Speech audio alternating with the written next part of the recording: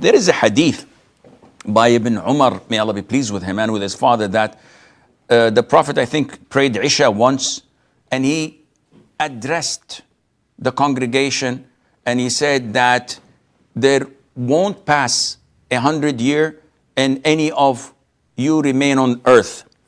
So he has a confusion. How is this possible, providing that this hadith is or can also be inclusive of the Dajjal, whom Tamim ad-Dari, as in Sahih Imam Muslim, may Allah be pleased with him, saw him chained on an island.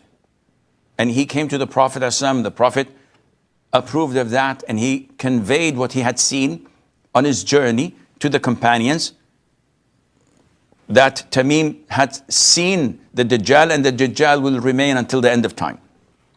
So Sharus is confused. How is this possible? First of all, the Prophet did not say, to my recollection, 100 years. He said qarn.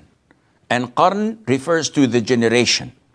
And this is why when we look at the hadith of the Prophet ﷺ, khayrul quruni qarni, the best of generations is my generation. Qarn also means a horn.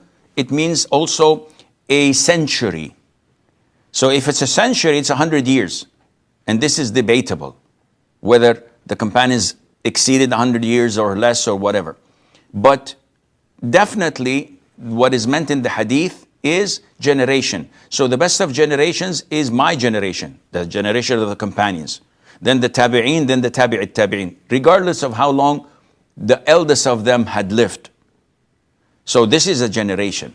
So the hadith is referring to the Prophet addressing his companions, telling them that no one should exceed 100 years from them, from that night, which is their generation.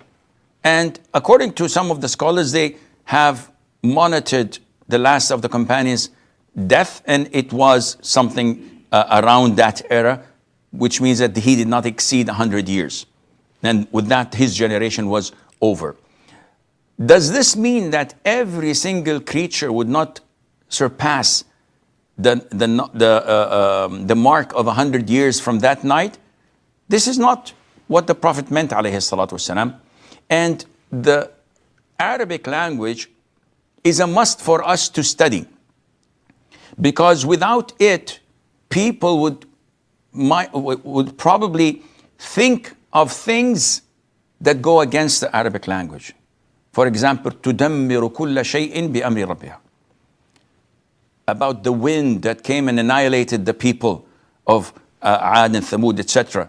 Allah says that it annihilates, it destroys everything with the instruction of Allah Azza wa Jal, yet you see only their homes present and nothing else. Okay, everything should include the homes. But in Arabic, this is known as siyagh al-umum, that in Arabic, not everything is mentioned. The queen of Sheba, Bilqis, in Surah An-Naml, وَأُوتِيَتْ مِنْ كُلِّ شَيْءٍ, she was given from everything. But she had no control over the jinn like Sulaiman had. She had no powers like Sulaiman had. So where is everything? This is a form of exaggeration, not meant literally to include everything.